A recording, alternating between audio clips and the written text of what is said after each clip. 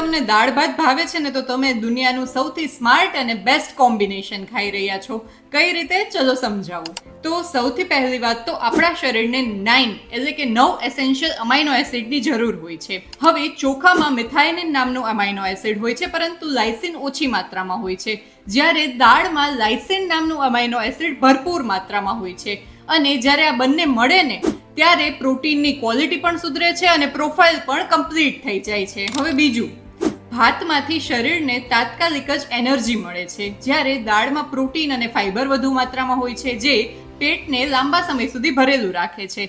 એટલે જો તમે દાળ ભાત ખાશો ને તો તમારી એનર્જી પણ જળવાઈ રહેશે અને પેટ લાંબા સમય સુધી ભરેલું લાગશે. ત્રીજું, દાળમાં રહેલું જે ફાઈબર અને રેઝિસ્ટન્ટ સ્ટાર્ચ હોય ને આપણા ગટ એટલે કે પેટના જે ગુડ બેક્ટેરિયા હોય, સારા બેક્ટેરિયા, એના માટે ખોરાકનું કામ કરે છે.